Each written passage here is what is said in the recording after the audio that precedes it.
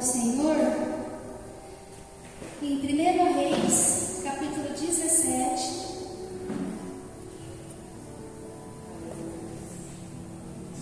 1 Reis, capítulo 17, versículo 1.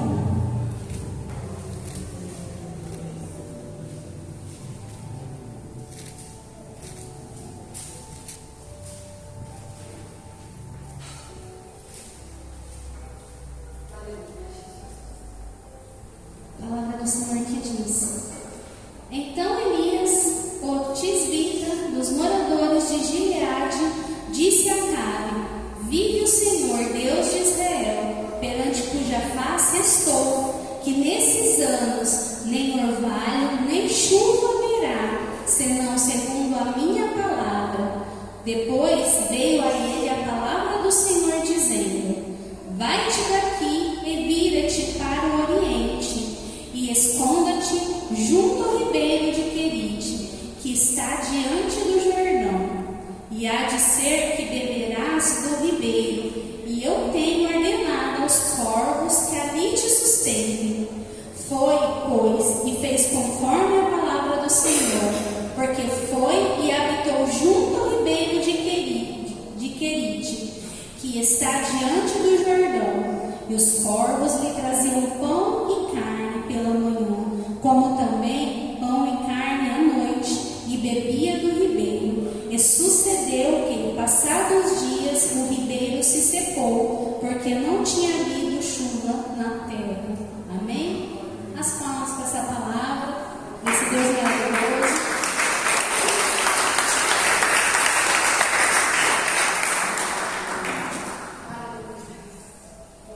Irmãos, hoje eu vim falar de Elias.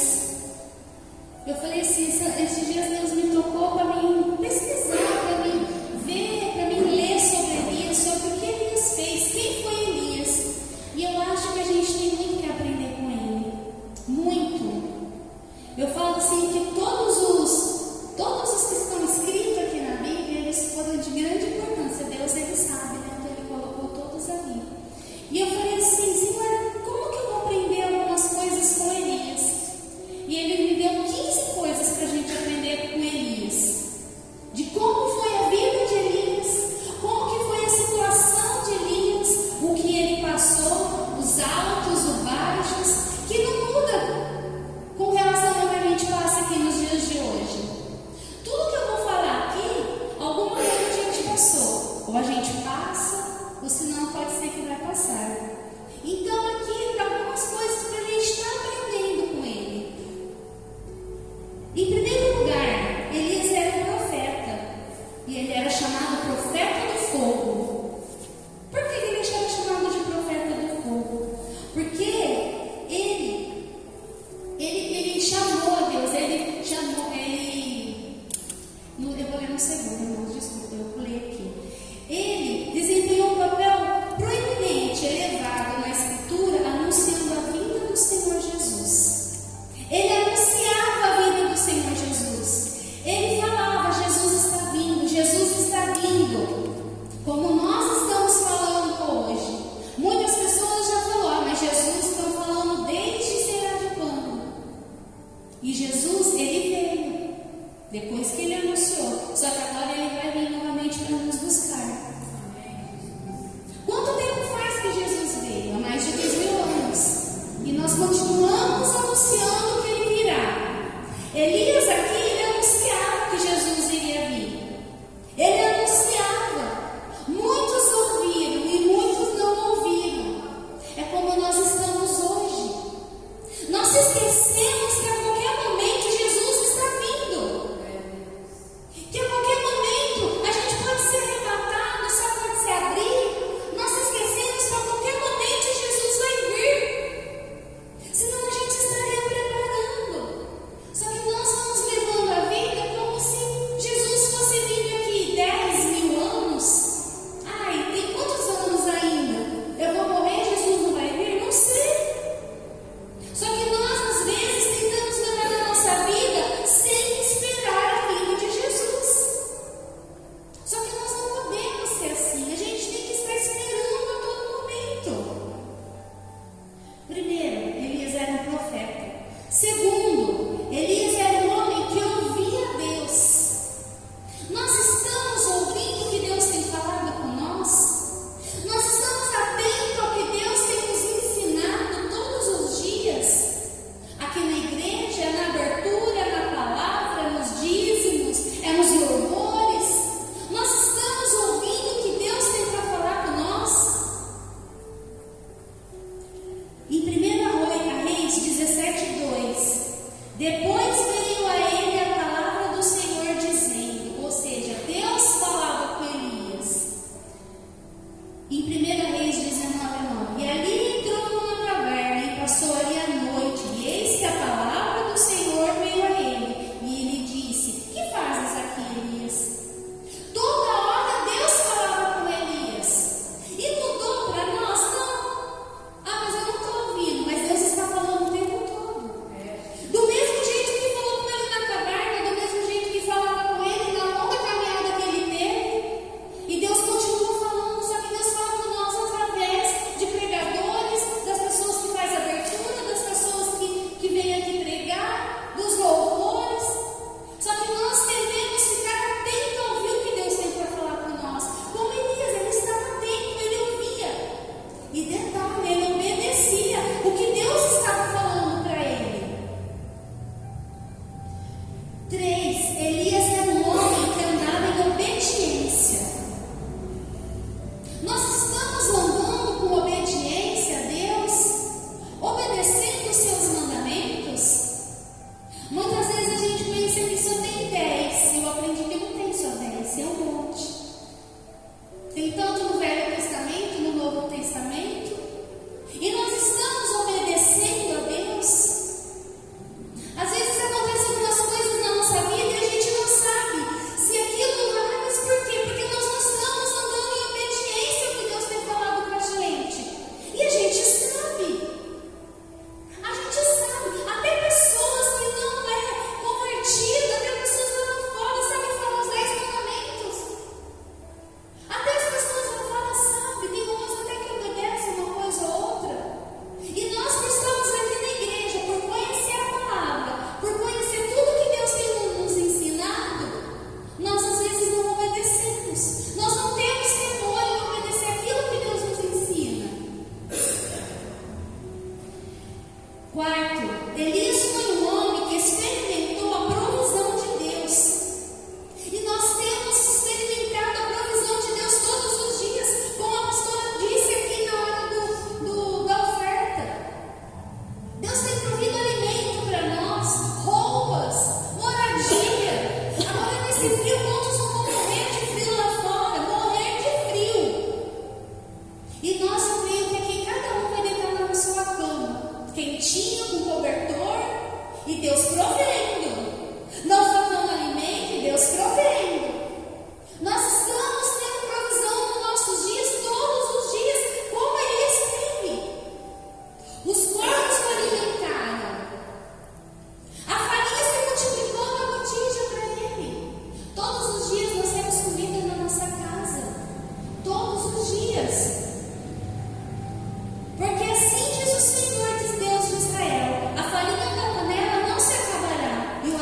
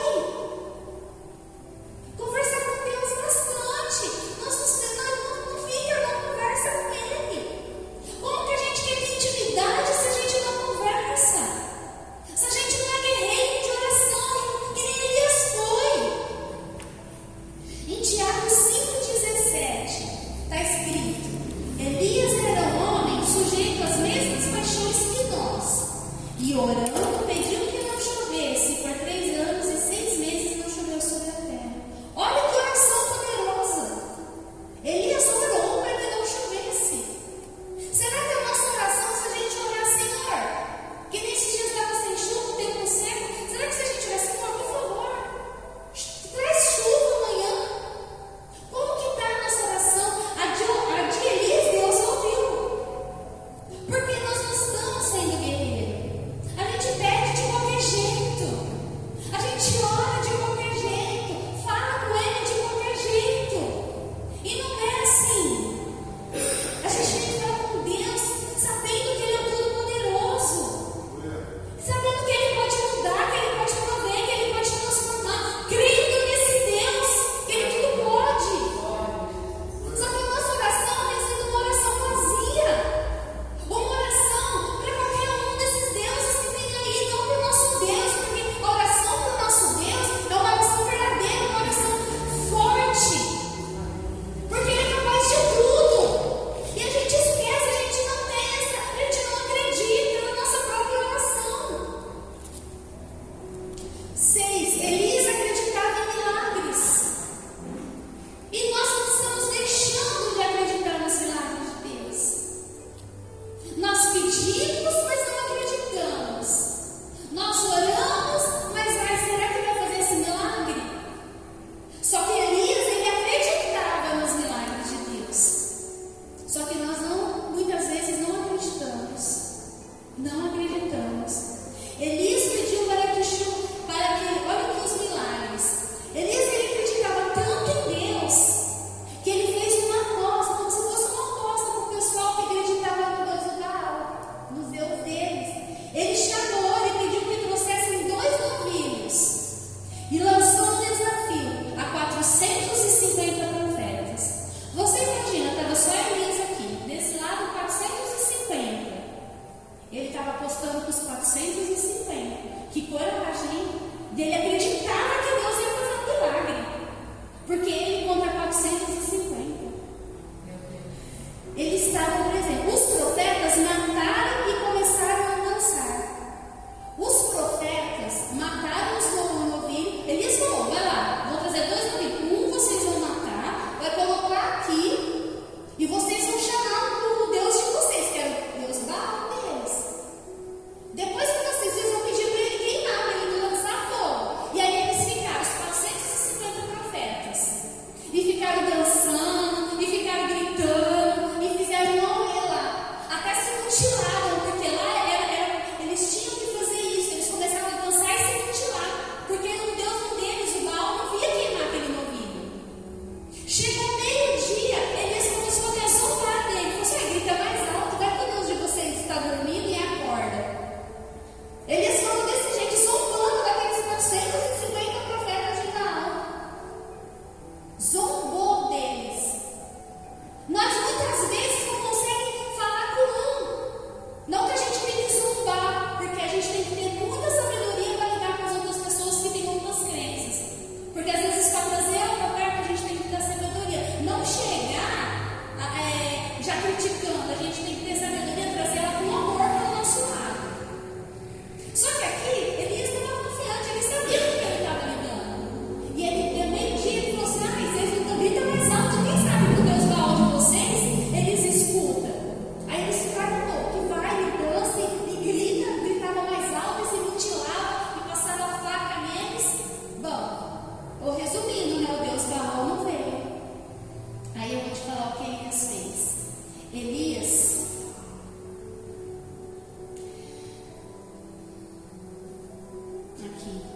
dei-nos, pois, 2 bezerros, e eles escolheram para si um dos bezerros, e os dividiam em pedaços, e ponham sobre a lenha, porém não lhe metam fogo, e eu prepararei outro bezerro, e o porei sobre a lenha, e não lhe meterei fogo. Então invocai o nome do vosso Deus, e eu invocarei o nome do Senhor, e há de ser que o Deus que responder por fogo, esse será Deus. E todo o povo respondeu e disse: é boa esta palavra. E disse Elias aos profetas de Baal: escolhei para vós um dos bezerros, e preparai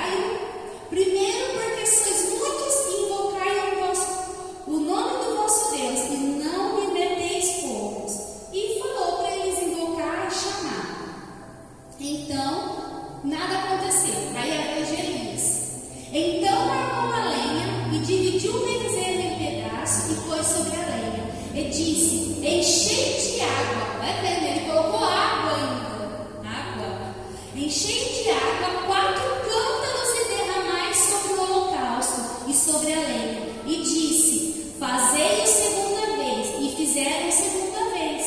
Disse ainda: fazei a terceira vez. E fizeram a terceira vez. De maneira que a água corria ao redor do altar, e ainda até o reino encheu de água. Sucedeu, pois, que oferecendo-se a oferta de manjares, o profeta Elias se chegou e disse: ó Senhor, Deus de Abraão, de Isaque e de Israel, manifeste-se hoje que tu és Deus em Israel, e que eu sou teu servo, e que conforme a tua palavra fiz todas as coisas. Olha como que ele chamou Deus, hein? Eu, como teu servo, conforme a tua palavra, fiz todas essas coisas. Respondendo-me, Senhor, respondendo-me, para que este povo conheça que tu, Senhor, és Deus, e que tu fizestes tornar o seu coração para trás. Então caiu o fogo do Senhor e consumiu o holocausto, e a lenha, e as pedras, e o pó, e ainda lambeu a água que estava no rio. Vai vendo o que Deus fez. Ele ainda jogou água. Ele jogou água porque ele confiava no Deus dele. E Deus mandou fogo e queimou tudo, queimou inclusive a água. Nós, como que nós estamos? Cadê a nossa fé?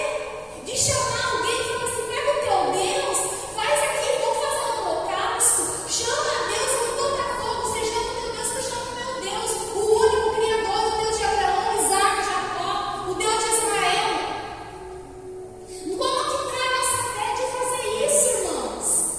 De chamar o nosso Deus e confiar nesse Deus, no Deus de milagres, que pode fazer perante 450 profetas de Baal. Sabe? É uma pessoa provando ali. Não era ele provando que o Deus dele era o menor, era o melhor. O nosso Deus é o melhor. O nosso Deus de Isaque, Abraão, Jacó, o Deus do universo. O nosso Deus é o melhor, irmãos. Nós temos o melhor.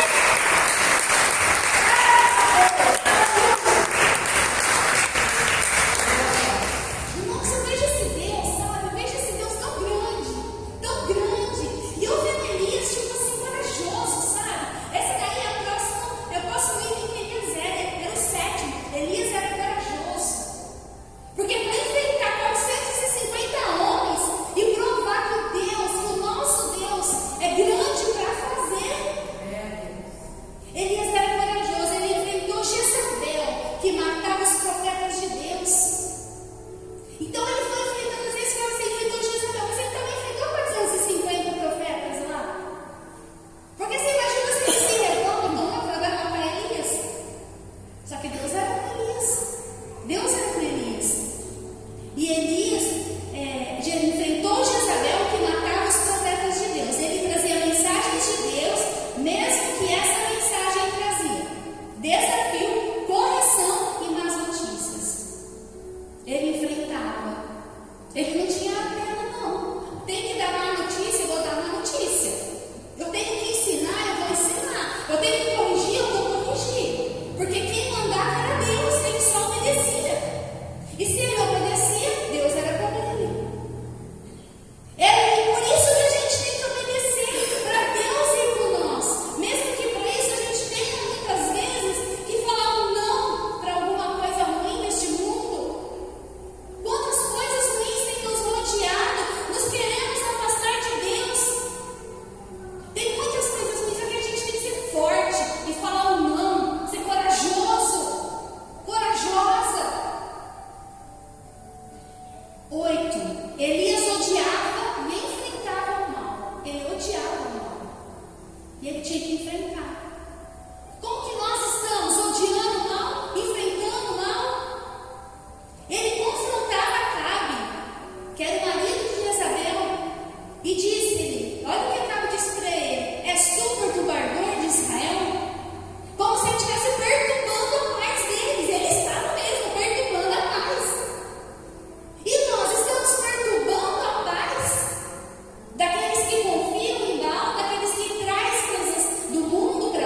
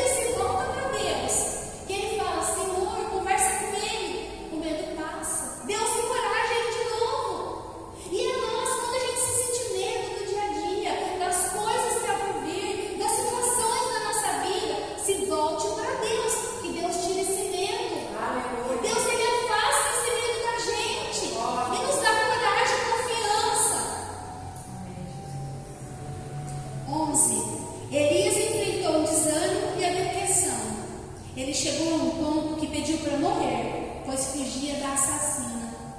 Ele chegou a um ponto que ele ficou tão desesperado que ele falou: Senhor, eu quero a morte, porque eu não sei mais o que fazer para fugir dessa assassina. Foi quando Deus falou para ele, e ele encontrou forças em Deus. A força que ele precisava, mesmo nessa situação de tristeza, que ele pede a morte para Deus, porque ele estava com muito medo. A situação ali, ele chegou a um ponto que ele falou: Senhor, me tira daqui. Eu quero morrer, eu não quero ter que enfrentar tudo isso. Só que aí Deus falou com ele: sai daí da caverna. Deus conversou com ele, Deus sustentou ele. E ele confiou em Deus. Quando você estiver numa situação que você não sabe o que fazer, confia em Deus. Elias confiou. Ele saiu da caverna. Sai da caverna. A gente não tem cada um de vocês. Quando você chegar a um ponto que você não sabe o que fazer, confia na palavra de Deus, que Ele vai te dar o medo, que Ele vai te dar ânimo, que Ele vai te dar coragem. 12. Elias foi tentado por uma pequena visão. Por que tentado? Porque ele achava que tinha sobrado só ele como profeta. Ele chegou a um ponto, como a Jezabel tinha matado todos os profetas, ele achou que ninguém mais ali, era só ele que acreditava em Deus. Por isso que acho que ele chegou nesse ponto aqui, que ele falou assim: Senhor, me leva, porque pelo jeito só tem eu que acredito em Ti. Só porque ele não sabia que Deus, ele achou que era o único que servia a Deus, ainda que não tinha mais ninguém. Mas Deus fala a Elias, em 1 Reis 19, versículo 15. Deus fala assim para ele: e o Senhor lhe disse: vai, volta pelo teu caminho para o deserto de Damasco. Vem e unge a Azael, rei sobre a Síria. Também a Jeú, filho de Nimsi, ungido rei de Israel. E também Eliseu, filho de Safade, e Abel, Meolá, ungirás profeta em teu lugar.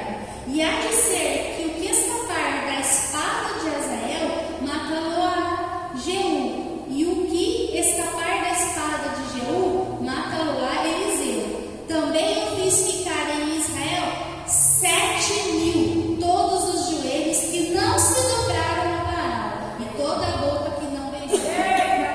Vai ver, ele achava que era só ele. Que era só ele que estava ali. Ele teve uma visão completamente distorcida. Ele achava por conta de tudo que ele estava passando. E essa situação nossa, quando a gente está no caminho com um problema, a gente acha que é só nosso problema, que é só nós que estamos passando por um problema. Ah, se só comigo, é só isso que acontece, é só eu, é só eu. Elias, quando ele descobriu, tinha 7.000 que não se dobraram aos joelhos a Baal. Era ele mais 7.000. Então, irmãos, não é só você que sofre, não é só eu, não é a situação, não é só sua. Todos nós temos problemas, cada um de uma maneira diferente. Só que todos nós juntos somos fortes quando nós acreditamos em Deus, quando nós sorrimos. Sabe, muitas vezes a gente acha que é só nós que passamos por várias coisas, mas não é não. Às vezes a gente critica o irmão que aqui ou outro ali, só que nós esquecemos que ele também tem problema, que ele também tem a luta dele. Só que ele está adorando o mesmo Deus que você e eu. Além de nós, tem mais 7.000, tem mais vários irmãozinhos que estão na mesma situação. 13. Elias foi levado ao céu em um redemoinho. Olha o fim dele. Fim, né? Eliseu sucedeu, pois, que havendo o Senhor de elevar a Elias no redemoinho ao céu, Elias partiu com Eliseu a Gilgal. Eliseu pediu porção dobrada do teu espírito sobre mim. O que acontece aqui? Elias, ele ia ser levado, Deus ia levar ele no redemoinho.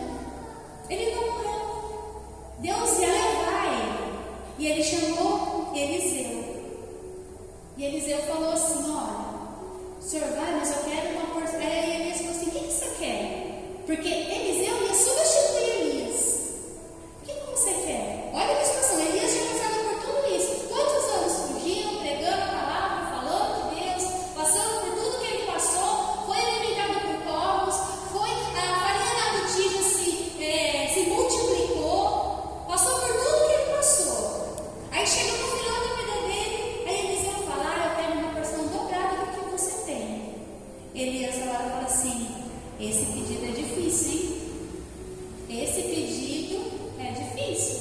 Porque ao mesmo tempo que pede uma porção dobrada, vem as responsabilidades também. Quando a gente assume alguma coisa, principalmente na igreja, a gente assume compromissos, a gente assume um cargo, obreiro, porteiro, escolinha, louvor, pregação, abertura, fica na porta, fica na mesa. Quando a gente assume uma responsabilidade, a gente está assumindo. É uma porção dobrada de responsabilidade, porque a gente está assumindo a casa de Deus. As coisas é para Deus. Quando Eliseu pediu a porção dobrada a Elias falou: vixe, que pedido difícil. Porque Elias sabia tudo que ele tinha passado. Só que mesmo assim Eliseu pediu. E Eliseu teve. Assim, você fica comigo até o final. Então, porque Eliseu viu ele subindo no redemoinho. E Eliseu teve a porção dobrada do que Elias teve. Esse é o fim de Elias. Ele deixou um legado, no 14, que Eliseu ficou com 2 vezes a porção do Espírito sobre ele. O que a gente quer entender com isso? Elias deixou um legado, pois Eliseu ficou 2 vezes mais a porção do Espírito sobre ele. Qual o legado que a gente vai deixar? Vamos supor que a nossa vida vai terminar amanhã. Qual o legado de Deus? O Espírito Santo que habita em nós, que nós vamos deixar para aqueles que estão ao nosso redor. Se alguém chegar e falar assim: olha, eu quero 2 vezes o Espírito Santo que a pastora tem, a sabedoria dela, as coisas, todo o conhecimento dela sobre a Bíblia, sobre Deus, eu quero 2 vezes mais. E nós? Se alguém perguntar para nós: 2 vezes mais o quê? Como que está o Espírito Santo dentro de você? Para você doar isso para outra pessoa, para você deixar esse legado para outra pessoa. Que foi o que Elias deixou? Olha só, Eliseu pediu o que Elias tinha de melhor, que era o Espírito Santo, tudo aquilo que ele tinha dentro dele. Ele pediu 2 vezes. E nós temos o que para deixar de legado? Como que está o nosso legado para a gente deixar para aqueles que vão ficar? Como eles conhecem nós, falando de Deus, pregando a palavra de Deus, conhecendo a Deus, falando, dando testemunho de Deus? Porque nós estamos aqui reunidos e a gente precisa falar desse Deus para as pessoas. As pessoas precisam conhecer o que ela fez na tua vida. A gente fica com vergonha de falar para as pessoas o que Deus tem feito. Ah, você é crente? Que assim, eu sou crente. Ah, tá. Por que você virou crente? A maioria pergunta: mas por que você agora é evangélico quando você não era? O que Deus fez na sua vida? O que a gente fala? A gente tem orgulho de falar: olha, Deus fez isso, Deus fez aquilo, Deus me transformou, eu sou uma nova criatura, o Espírito Santo agora me enche de alegria, o Espírito Santo me transformou. É assim que a gente fala: ah, eu virei crente porque uma pessoa me levou, eu me batizei. É assim que a gente fala. Ah, eu me batizei uns dias atrás, aí um tempo, ok, 2 anos, 4 anos, faz 10 anos que eu sou crente. Ah, tá.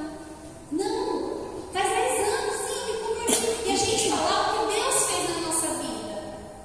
Para que se a gente morrer, a pessoa saber, a gente deixou um legado do quanto nós estivemos perto de Deus, sentimos a presença, convivemos com Ele. Porque às vezes a gente está aqui, mas a gente não está tendo experiências, porque a gente não está se deixando levar. 15. Eu achei o máximo 15.